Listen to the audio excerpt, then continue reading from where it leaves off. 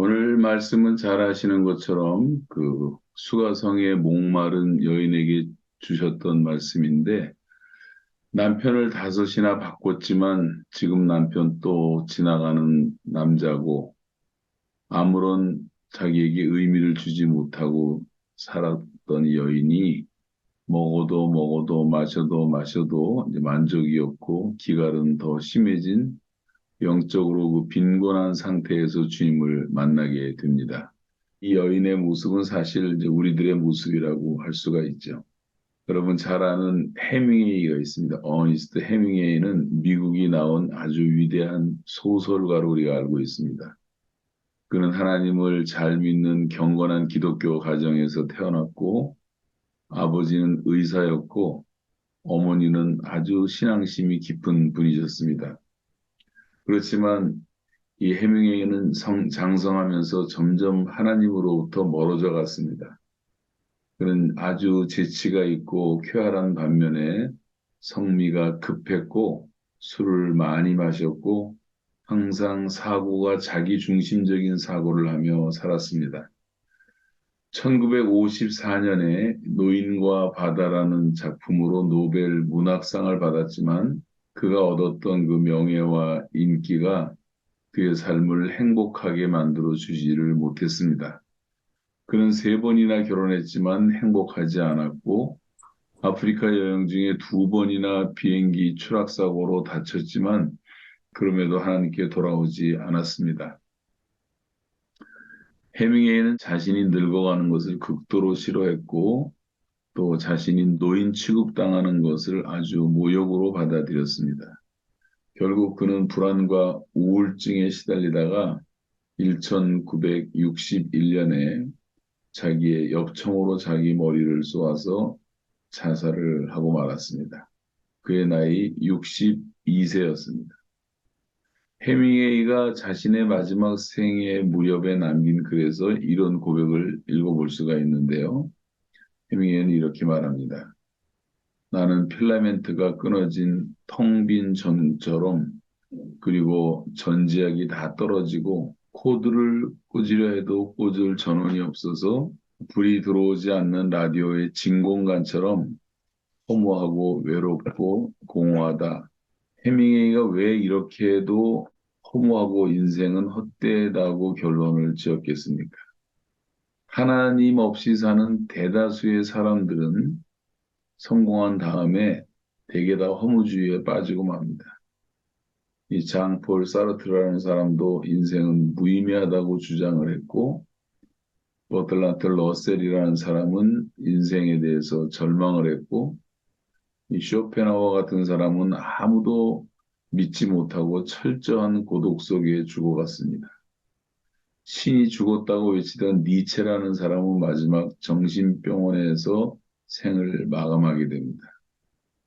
현대인의 우상처럼 알려진 죽은 마릴린 monroe는 30대 초반에 그렇게 화려한 그 자기의 생애 속에 있는 어둠에 빠져서 결국은 자살로 인생을 끝냈고 세계적인 재벌가의 자식들도 다 마약하다가 이 허무 귀신에 잡혀가는 것을 많이 볼 수가 있습니다. 오늘날 사람들이 살아가는 것을 보면 너무나 많은 사람들이 정말 여유 없이 살아가고 있습니다. 자기의 부와 명예를 위해서 경쟁하고 수고하느라고 밤하늘에 별 한 번 쳐다볼 여유 없이 살거나 또 한 줌의 죄를 남기기 위해서 그냥 아둥바둥 하다가 인생을 다 마치는 경우들을 많이 볼 수가 있습니다.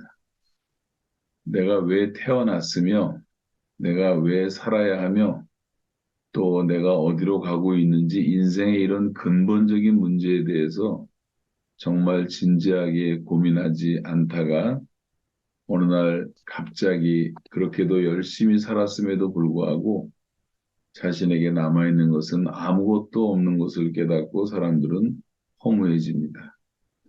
성경은 이렇게 말하고 있어요. 시편 144편 4절에 보시면 사람은 헛것 같고 헛것 그의 날은 지나가는 그림자 같다.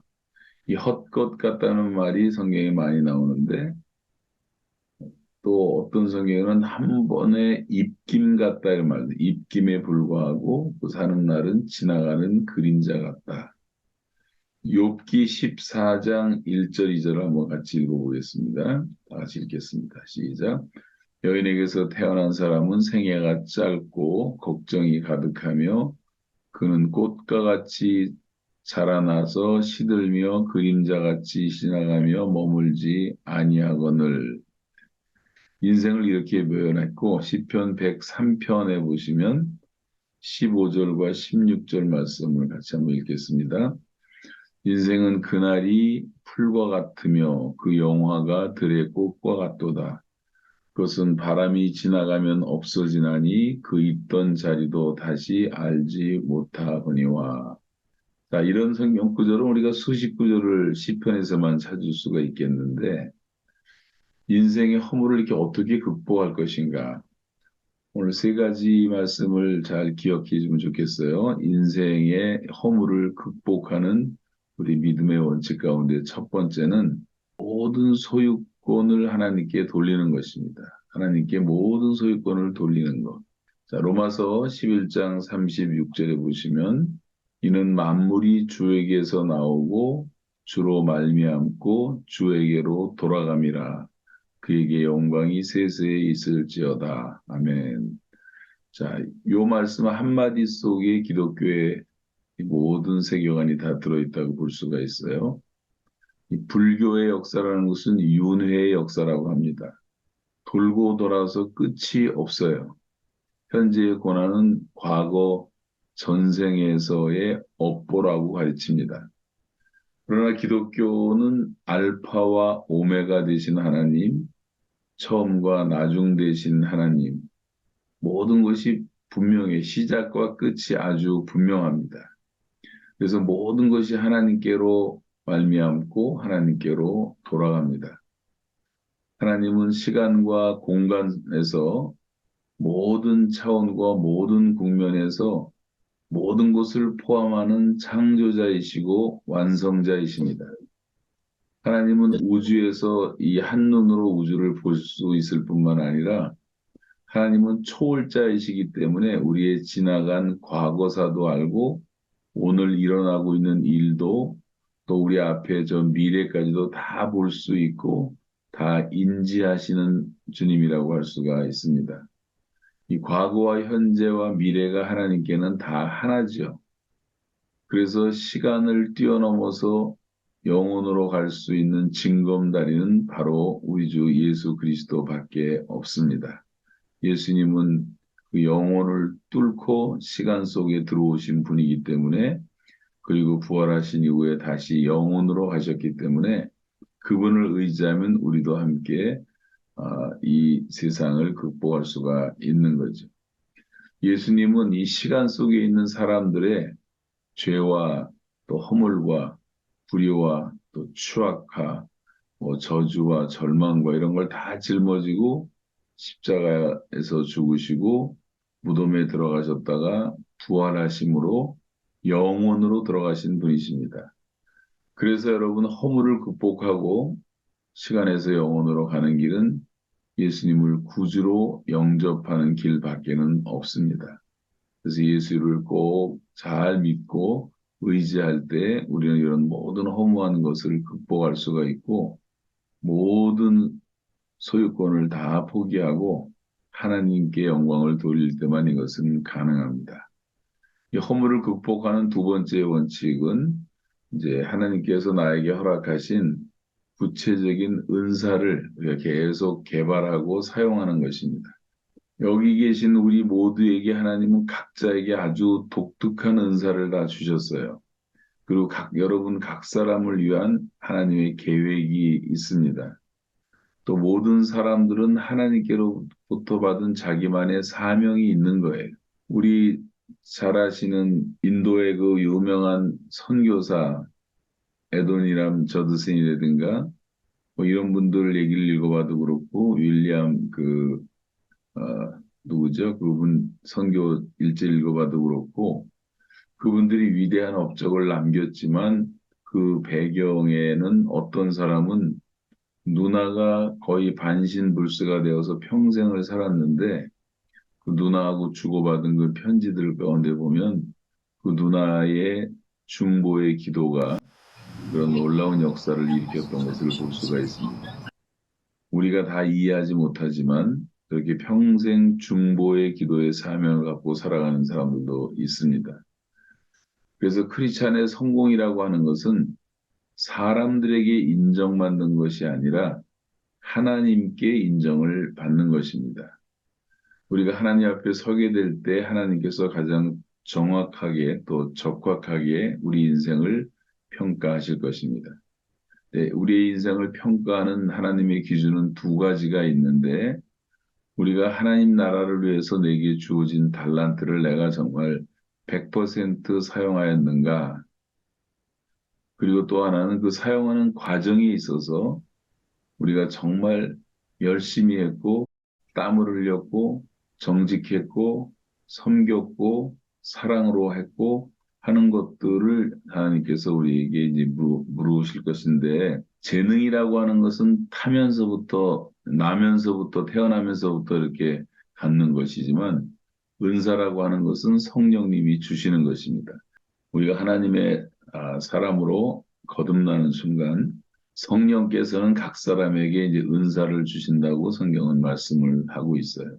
성령이 주시는 은사를 따라서 그 은사가 이제 내 사명이 되니까 생의 목적이 뚜렷해지고 허무할 틈이 없는 것입니다. 그래서 크리스찬들이 허무하게 살지 않는 이유는 그 사명감에 충실하기 때문에 그런 거죠. 바쁜 벌꿀은 슬퍼할 시간이 없다는 얘기가 있는 것처럼 우리가 정말 사명을 감당하기 위해서 바쁘게 사는 것은 나쁜 것이 아니에요. 되게 한가롭고 게으를 때 모든 죄가 우리 속에서 들어오는 것이고 자라나는 것이죠. 그래서 우리 사명을 가지고 받은 은사대로 열심히 그 사명을 다 하면은 이런 모든 허무한 것을 극복할 수가 있는 것입니다. 그래서 땅만 바라보고 살면 남는 것은 한숨과 허무밖에 없지만 그러나 어떠한 상황과 어떠한 처지에 있을지라도 하나님께 소망을 두고 하나님 주신 나의 사명을 깨닫고 하나님의 영광을 위해서 주님이 내게 주신 그 달란트를 하나님 나라를 확장을 위해서 열심히 사용하면 허무할 틈도 없고 하나님은 그런 사람들에게는 더 주신다고 말씀하셨어요. 있는 자에게는 더 주고 없는 자에게는 있는 것까지 빼앗는다는 말씀처럼 그래서 하나님의 일은 하면 할수록 더 힘이 나게 돼 있고 주님을 사모하고 바라보면 바라볼수록 정말 젊은 독수리처럼 그렇게 새 힘을 갖고 날아가게 되어 있는 것입니다. 그래서 우리가 주신 은사를 갖고 열심히 사명을 감당해야 한다. 세 번째, 삶의 허물을 극복하는 원칙은 어떤 상황에서도 하나님의 영광에 눈이 열려서 하나님을 찬양하는 것입니다. 어떤 상황에서도. 로마서 15장 11절 한번 같이 읽겠습니다. 로마서 15장 11절 시작. 또 모든 열방들아 주를 찬양하며 모든 백성들아 그를 찬송하라 하였으며 자, 우리는 모든 열방, 모든 백성은 다 하나님을 찬양하라. 자, 우리 너무 잘 아는 이제 이사야 43장 21절.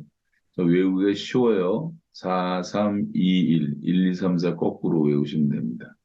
43장 21절에 보시면 이 백성은 내가 나를 위하여 지었나니 나를 찬송하게 하려 함이니라.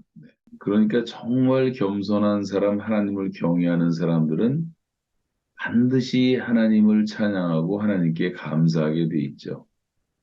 겸손하고 진실한 사람들에게서 온유하고 아름다운 향기를 발견할 수가 있고 하나님께 올려드리는 찬송을 들을 수가 있고 그 찬양은 하나님이 기뻐하시고 하나님께 영광 돌리는 일이라고 할 수가 있어요.